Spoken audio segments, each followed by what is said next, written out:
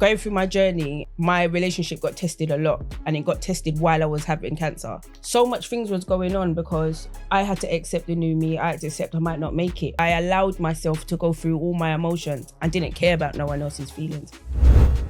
With my relationship, when it was boiled down to the nitty gritty, my partner was there. There was no friends. There was no family members. Because there was so much going on, I had to leave. And I had to do that for myself. And us as females need to understand that we have red flags as well. We have habits as well.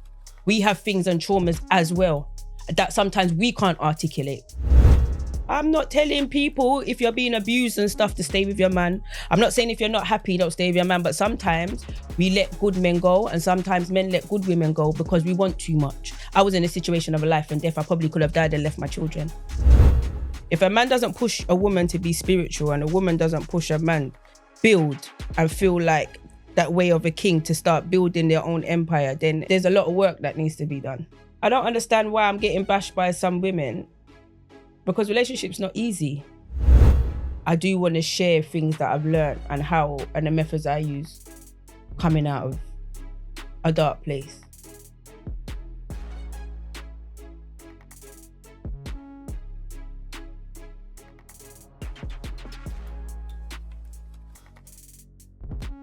Hi, I'm So-So. I'm also You Wanna Talk podcast. I do breast cancer advocacy, as I had breast cancer and I'm a survivor. So big up all my ladies. Forward from that, during that time, I got a bit of an awakening. I went through some things and my whole journey was a whole life transition for me. So I learned a lot of things. I experienced a lot of things. I accepted a lot of things. That got me to this place now, like the woman I'm evolving into and things I'm trying out and how I'm so fixed on women evolving. That led me to the clip. So I did a live, big up Kel Show, did a live. We was talking about all different topics, about men not listening to women, about women like Victoria Everest, going forward. This one clip went viral, didn't expect it to go viral at all. I didn't even know it was even going to be clipped like that. I thought I did the live, I enjoyed it, tried something new, went home, went a couple of days away, put the Wi-Fi on and just saw my phone go spam. The comments, the DMs, the messages, it's really, really surprising. Love to the man them. Yes, I understand with that clip. I am that person. I've played that person. I've been that person the whole time throughout my relationship. Those that do know my relationship could say the same. They might have different views on it, but that's why I made the statement so strong is I don't really care what they think. Going through my journey, my relationship got tested a lot, and it got tested while I was having cancer. So that was kind of the surprising thing to me. And when I had enough time to actually sit down and really look at myself, my life, the choices I made and where I was in my relationship at the time, so much things was going on because I had to accept the new me. I had to accept I might not make it. My partner had to accept not having the new me, seeing me change, me lose my confidence, him build it back, his confidence be going down. So it was kind of a whirlwind and really, really, really surprising to see. But at the core of it all, once the confusion was all over, I got my all clear. I could think a bit clearer. I wasn't as ignorant as so much. I wasn't so self-sabotage because I went through healing. So my healing I allowed myself to go through all my emotions and didn't care about no one else's feelings. It wasn't until I started to heal where I had to apologize and take back the way I acted. Even though I was going through something I was going through, I still had to remain the person I wanted to become. In that, with my relationship, when it was boiled down to the nitty gritty and I couldn't get in the bath or I couldn't get to the toilet or I couldn't eat, I couldn't physically pick up my hand to eat, my partner was there. There was no friends. There was no family members. There wasn't even mums at times. everyone's got their life. It really showed me that even though I have needs and wants and I might moan or he might moan, when it comes down to the core of it, outside noise is the only thing that fucks up your relationship. It's always the outside noise. It's always a judgment of a friend that's probably ain't even got a man but telling you what your man should do. Or a cousin who's got a man that's not really doing much, but she's still watching what's happening around here, or telling my man what he should be doing, but your man's not doing it. It could be a man all of a sudden, because you've come through something, they all of a sudden are a bit fascinated by you, or they want to know why this man's locking you down. So they all of a sudden come in with funny remarks. It was really, really tested. And there was a key point in my relationship. I had to, because there was so much going on, I had to leave. So I packed my bags and I went away for 3 months. And I had to do that for myself. And I had to leave my children, I had to leave my partner, I had to leave my family. And during that time also, sitting by myself, I realized all of this was through outside noise. But I had to take time by myself because I had to evolve. I had to shrug everything off. The environment that I was in was keeping me sick. Because there wasn't much evolving women around at the time. So that was making me sick. So I took myself away. And even that, comments of people, making to my partner, or how can you be away? That means you must have man. Downstairs doesn't even work properly. And for those who've got cancer, whoever do, please educate some of your people how your sex life is. Apart from that, and then it was just like, oh, you couldn't leave your children, or you couldn't do this and you couldn't do that. Fast forward a few years going forward now, most of the people that was making all the comments, they're not even in a relationship. I wonder why. Some people were like, I didn't realize you can have less and go true in your relationship and your little family that you keep and your little unit and you're doing your own thing. Sometimes that alone, people are just so invested in. They want to know how it works. They want to know, how do you get through it? They're not asking. They're not supporting. They're not encouraging, but they're still fasting. They want to know. So that got me to a point where if I really take out the noise and really back my man the way he needs to be and really get onto him, because I have to get onto him. Because men, you got to take a bit longer to get to stuff or whatever. Don't matter if your man comes well or comes wealthy or comes with all the box ticks, he's still going to have something. And us as females need to understand that we have red flags as well. We have habits as well. We have things and traumas as well that sometimes we can't articulate. So sometimes us wanting a man to be all well and done, what are we bringing to that part of it? It's not like what we're bringing to the table. It's how we going to balance out his bad habits for my bad habits. What we got to work on. What's the small stuff that we can work on so we can work on the big stuff? If I know something, if you're coming from a childhood that had a bit of trauma and that's in it, I shouldn't be pushing you down and telling you forget about it, but I must cry about it all the time. You got to listen to me. That doesn't work. That's not give and take. That's not a balance. So a lot of people I've watched also, from the clip coming out, people saying they're stupid and having a boyfriend's embarrassing and this girl's a fool. I'm not telling people if you're being abused and stuff to stay with your man. I'm not saying if you're not happy, don't stay with your man, but sometimes we let good men go and sometimes men let good women go because we want too much or we want what we can't give ourselves. I had to, in one of my, I'm not saying everybody's situation is like that, but I had to start giving myself what I wanted my man to give me, for him to see how it makes me feel, how it makes me look, and it's not like he wasn't giving me certain things. It's just when you keep evolving as women, we do this every so often. Our bodies change. We go through all different, motherhood. We go through life. We keep evolving. Sometimes men are content with where they are and happy and stuff like that. So it's always a give and take. And that's where my core thing is. You've got to get to a sense when you've got a partner, or even if you've co-parent or whatever, you've got to get to a place where nothing else matters apart from the two people that have to raise these children. And that's that. It's that black and white. There's no, I've just lived my life now where there's no gray areas and no colorfulness. Why? Because I was in a situation of a life and death. I probably could have died and left my children. That's something I had to live with. So to me, a lot of things that I was moaning about before is not important. Because if today was to be my last day to live, I wouldn't care. I wouldn't care. Smiling, feeling loved, being bubbly, being with my kids, seeing my kids happy, that's much more important to me. So that was the core of the actual message, that yes, I will, because I do also like to see when my man's confident. He walks a type of way that looks sexy. He puts on his clothes. He's feeling himself. The swag's even on 10. We have fun.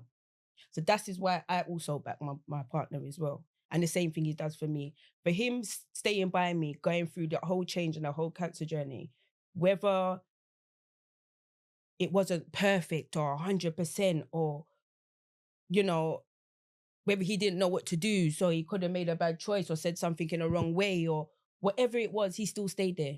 I've got cancer sisters that as soon as their partner found out that they were sick, they were gone. They built a whole new family somewhere else. And I'm so thankful and fortunate that I don't have that. Is why sometimes I have to show gratitude and I have to start saying sorry when I'm wrong. And I have to start showing that even though I've got bad habits, I can still work to them as much as I'm picking them on you as well. So yeah, that's really where it is. Like, I'm all about, I think it's about time certain of us, like, if you're solid, you're solid. If you're someone that enjoys having links, have your links. If you're someone that's all right, just dating because whatever's happened, you're fine for being free, do it and do it happily and do it unapologetically as well. And don't make someone saying something or having their opinion offend you. Because if it offends you, that means you don't feel right doing it. So you shouldn't do it. If it don't make you feel good, if someone is like, it doesn't make sense. People call me stupid all the time, or why do you stay, or why do you go in, or why, whatever. But if I look stupid in your eyes, I look stupid in your eyes. I don't look stupid when in my home, when my kids are laughing and they're with me and they're fine and they can play around with their dad every time he comes in from work, or little things. Like, why wouldn't some people want that? And we're actually breaking up homes and affecting children because of minute little things that are selfish to ourselves, that we're not giving ourselves, but we're forcing someone to give us. It doesn't make sense to me. But like I'm saying, everyone has their own situation. Shout out to the women that's doing it. That's like, sometimes I got some few and I proper admire you that are doing it single-handed. You're doing it with your children. You're making the boss moves. You're doing the sacrifice. I can't physically do it because I will never put myself into get into another burnout, because I've experienced burnout that caused me to cancer. I'm not saying once again that anyone's burnout's going to lead to that or get to that, but I'm just saying my experience, that's where it got me to. So I will never put myself in a position where I'm going to be burnt out. I will always 60% do things that makes me happy. 40% is my sacrifice. And that's what life has taught me. There's more importance to what society says or what things look like or if things are Instagrammable. Or, like, we got to start living in a bit of a real life now. Like, there's a lot going on in the world, and sticking with people that do you right and make bygones bygones and overseeing certain things, it's needed. Yeah, we're actually turning around. And there is a lot of people, there is a lot of us that's, got our homes and got our unit working and doing whatever. Like, shout out to those as well. And relationships are not easy. I don't understand why I'm getting bashed by some women, because relationships not easy. And once you get over in a relationship, you get over the whole like light intentional stuff and the maintenance stuff and or whatever. Like, life be lifing. And sometimes good relationships get tested so quickly at the beginning or midway, or it throws things at you. And they're tested to see if you can actually overcome. If a man doesn't push a woman to be spiritual and a woman doesn't push a man to build and feel like that way of a king to start building their own empire, then there's a lot of work that needs to be done. Like, to me, if a male can't, make you get kind of spiritual and look into yourself to evolve, then there's no point of that. But that's what my partner does. He makes me get more spiritual. He makes me dip more into myself to I'm so solid at who I am, whether he stays or goes, whether I don't want him to go, I know that I will still be all right. I choose to, just like I said in the clip, I choose to make him lead because I want things to work, and it works better when I do. So sometimes, yes, I am onto him. I'm not a pushover.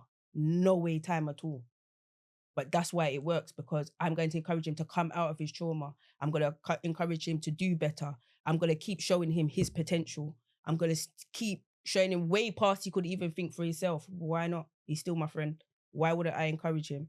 If he's not encouraged, if he's not the best, how is he going to show my daughters the man that they need to have? Look, like, there's so much factors in it.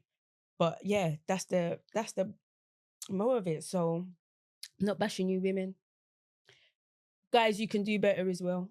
I'm not gonna say. Big up Kill Show. Um, I will be talking more about some of these things and topics going forward and what I learned and the grace and the wisdom I've also learned through my journey and the strength and the triumph. So I'm gonna have a few testimonies I can say. I'm getting there slowly. I'm not really one to go in deep into my business just like that or my personal, but I do want to share things that I've learned and how and the methods I use coming out of a dark place and how the tools I use and the things I did for myself to rebuild my confidence, um, also my strength, my flexibility. Like that's very important. Um, Practices I used and stuff I still use to today that keep me, you know, going, glowing. Reasons I started small businesses and where I'm going. The clip has now changed my whole direction with things that's been coming my way. So when I started last year, my when I started doing this podcast, I was looking to do it a type of way, and I was finding myself, how am I going to do this channel and this podcast, and where's it going? But from that clip, it has actually brought a whole new direction. So the new year is going to be completely new again. And for a woman like me, I embrace and get excited when my direction changes. It means to me like there's growth. It means to me that even though I may not see it right now, but I'm doing something right. I'm a creative, so my mind doesn't stay on one thing. And I love to explore new things. I love to conversate with people. I like to find out new things about myself and always teach myself practically new things. So yes, there's going to be a lot happening for 2026. This time of the year, I just want to let everyone know, just spread love. Give yourself a bit of ease. Buy black. Try your best to buy black. Support those that's speaking up for us as well.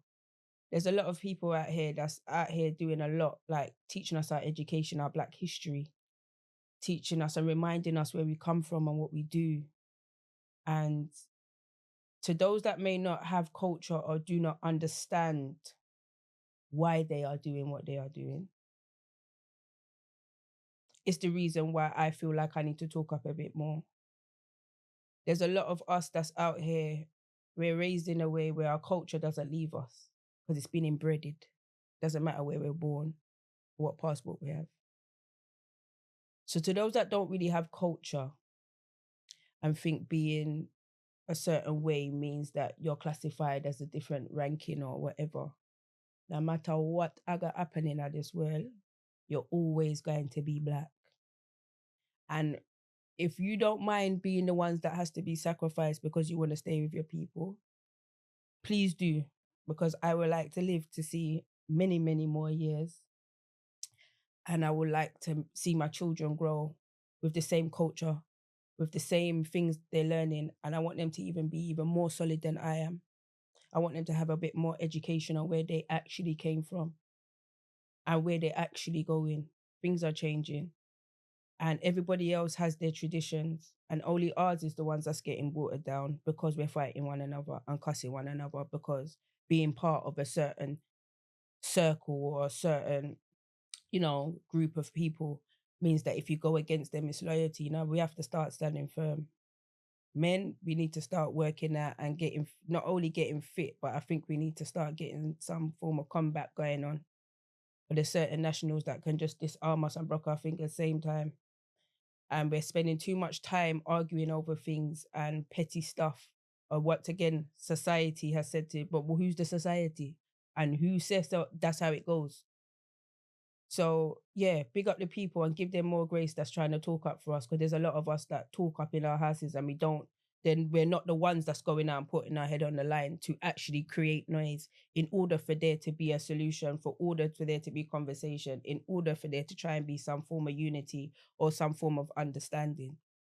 So big up to those, once again, that's talking up for us, that's trying to make moves, that's trying to create spaces for us to be comfortable in, to talk freely about who we are. If you ain't got nothing good to say, don't say nothing. Stick with your people and just leave us people that want to push our culture and get people to understand where they actually are coming from and where they're going. Yeah, allow them. Please. Peace out.